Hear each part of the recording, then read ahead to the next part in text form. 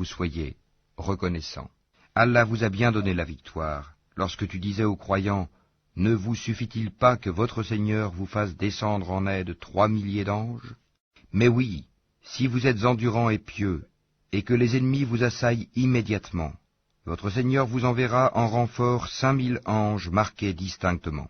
Et Allah ne le fit que pour vous annoncer une bonne nouvelle, et pour que vos cœurs s'en rassurent. La victoire ne peut venir que d'Allah, le puissant, le sage, pour anéantir une partie des mécréants ou pour les humilier par la défaite, et qu'ils en retournent donc déçus. Tu n'as, Mohammed, aucune part dans l'ordre divin, qu'Allah accepte leur repentir en embrassant l'islam, ou qu'il les châtie, car ils sont bien des injustes.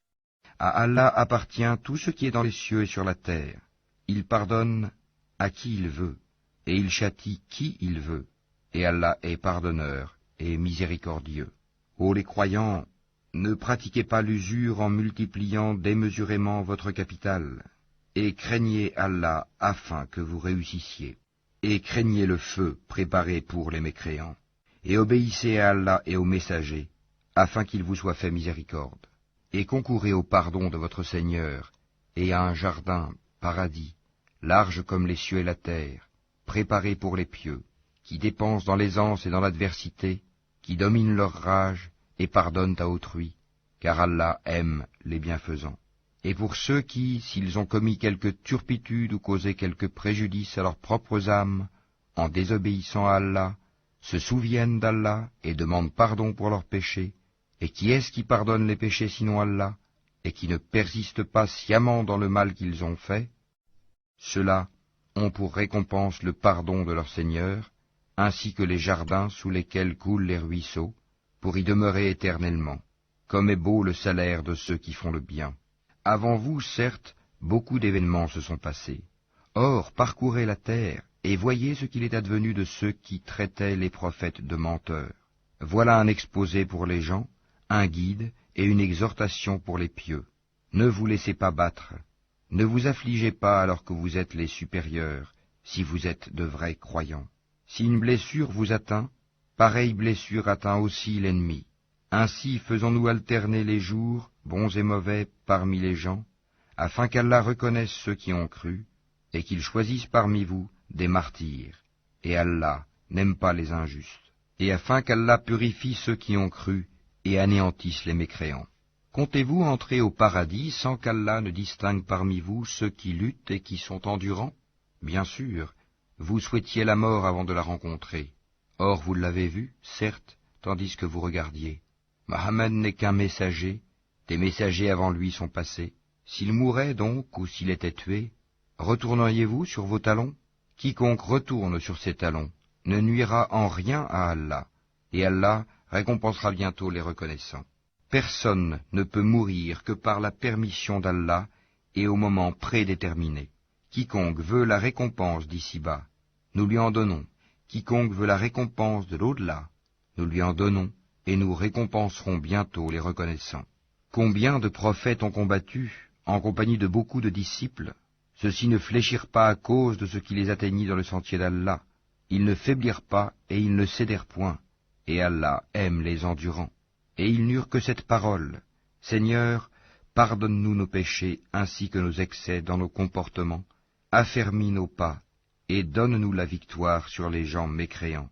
Allah donc leur donna la récompense d'ici-bas, ainsi que la belle récompense de l'au-delà.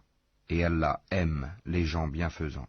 Ô les croyants, si vous obéissez à ceux qui ne croient pas, ils vous feront retourner en arrière, et vous reviendrez perdants.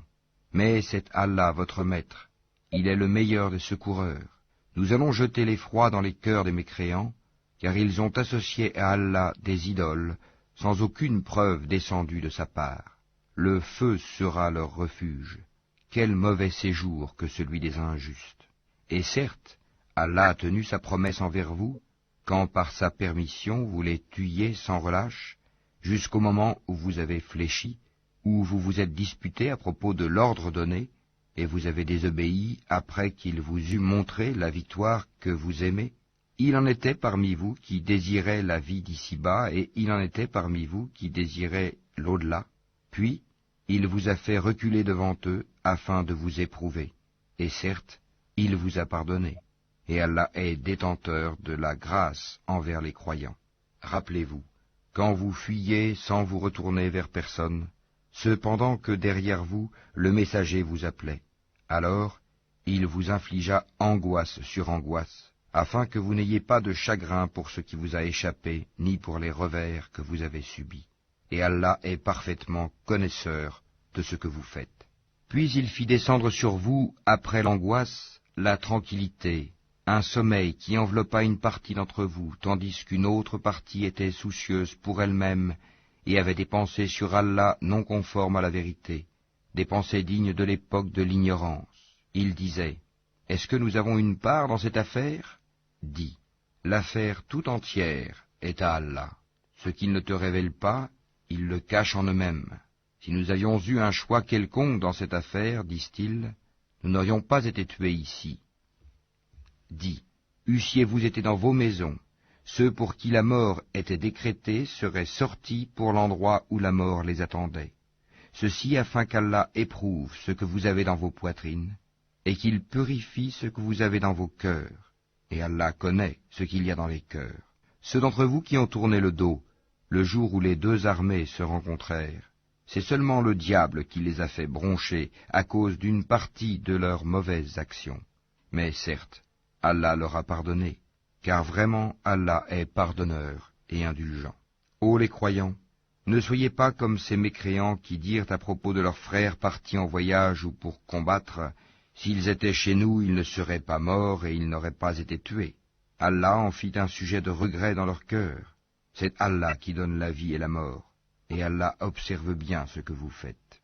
Et si vous êtes tués dans le sentier d'Allah, ou si vous mourrez, un pardon de la part d'Allah et une miséricorde valent mieux que ce qu'ils amassent. Que vous mouriez ou que vous soyez tués, c'est vers Allah que vous serez rassemblés.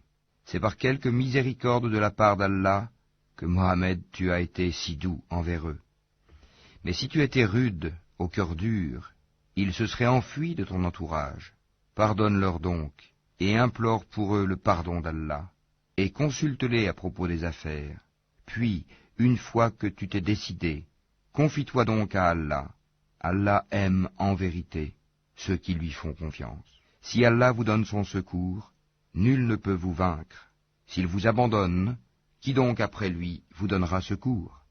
C'est à Allah que les croyants doivent faire confiance. Un prophète n'est pas quelqu'un à s'approprier du butin. Quiconque s'en approprie viendra avec ce qu'il se sera approprié le jour de la résurrection. Alors, à chaque individu on rétribuera pleinement ce qu'il aura acquis, et ils ne seront point lésés. Est-ce que celui qui se conforme à l'agrément d'Allah ressemble à celui qui encourt le courroux d'Allah? Son refuge sera l'enfer, et quelle mauvaise destination. Ils ont des grades différents auprès d'Allah, et Allah observe bien ce qu'ils font. Allah a très certainement fait une faveur aux croyants, lorsqu'il a envoyé chez eux un messager de parmi eux-mêmes, qui leur récite ces versets, les purifie, et leur enseigne le livre et la sagesse, bien qu'ils fussent